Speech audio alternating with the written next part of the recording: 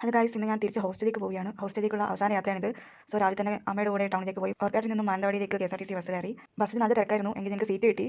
അങ്ങനെ തൊട്ടിൽപ്പാലം സ്റ്റാൻഡിലെത്തി. കുറച്ച് സമയം ബസ് അവിടെ നിർത്തി. രാവിലെ ആയതുകൊണ്ട് തന്നെ സ്റ്റാൻഡിൽ നിന്നും ബസ് മാത്രമേ ഉള്ളൂ, ആൾക്കാരൊന്നും ഇല്ലായിരുന്നു. തൊട്ടിൽപ്പാലം എത്തിയപ്പോഴേക്കും ബസ്സിൽ തിരക്കെന്ന് പറഞ്ഞിരുന്നു. സോ അങ്ങനെ ബസ് ചുരം കയറി തുടങ്ങി. ചുരത്തിൽ രാവിലെ ആയതുകൊണ്ട് തന്നെ നല്ല കോടയായിരുന്നു. കൂടാതെ മഴയും ഇടയ്ക്കിടയ്ക്ക് പെയ്തിട്ടുണ്ടായിരുന്നു. അതുകൊണ്ട് നല്ല തണുപ്പായിരുന്നു. അങ്ങനെ ചുരത്തിന്റെ വ്യൂ പോയിന്റിന്റെ അടുത്തെത്തി. വ്യൂ പോയിന്റ് പിന്നെ എല്ലാ ദിവസം പോലെ തന്നെ അത്യാവശ്യം നല്ല തിരക്കുണ്ടായിരുന്നു. ചുരം കയറിയപ്പോഴേക്കും നല്ല മഴ പെയ്തു. അപ്പോൾ ബസ്സിന്റെ ഷട്ടർ താഴ്ത്തി.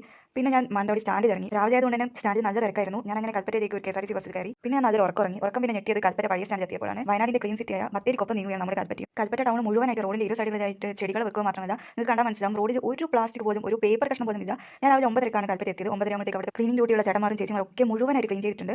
അങ്ങനെ ഞാൻ കൽപ്പറ്റ സ്റ്റാൻഡിൽ ഇറങ്ങി നേരെ ഓട്ടോ വിളിച്ച് ഹോസ്റ്റലിലേക്ക് പോവുകയാണ്. ഞാൻ ആദ്യം നിന്ന ഹോസ്റ്റൽ NSS ഹോസ്റ്റലാണ്. അത് കൽപ്പറ്റ ടൗണിന് അടുത്ത് തന്നെയാണ്. സോ അവിടെ എത്തുമ്പോൾ എനിക്ക് എപ്പോഴും ധാരാളം മെമ്മറീസ് ആണ്. അങ്ങനെ ഓട്ടോ നേരെ കോളേജിലേക്ക് വിട്ടു. ഇത് ഞങ്ങളുടെ കോളേജിന്റെ അടുത്ത് പുതുതായിട്ട് നിർമ്മിക്കുന്ന റിസോർട്ടാണ്. ഇന്ന് കോളേജ് വർക്കിംഗ് ഡേ അല്ലാത്തതിനാൽ ആരും തന്നെ കോളേജിലായിരുന്നു. സെക്യൂരിറ്റി ചേട്ടൻ മാത്രമാണ് ഉണ്ടായിരുന്നത്. അങ്ങനെ നേരെ ഹോസ്റ്റലിലേക്ക് വിട്ടു. ഹോസ്റ്റലിൽ എത്തി ഫ്രഷ് ആയി വേറെ ഒന്നും നോക്കിയില്ല, നേരെ ബുക്ക് എടുത്ത് പഠിക്കാനിരുന്നു. കാരണം 2 ദിവസം മാത്രമാണ് ഇനി എക്സാമിനുള്ളൂ. അങ്ങനെ ഉച്ചയ്ക്ക് ഫുഡ് സോയാബീനും പരിപ്പ് അറിയായിരുന്നു, അതൊക്കെ കഴിച്ചു. അപ്പോൾ ഇന്നത്തെ വീഡിയോ ഇത്രയേ ഉള്ളൂ. Okay, by.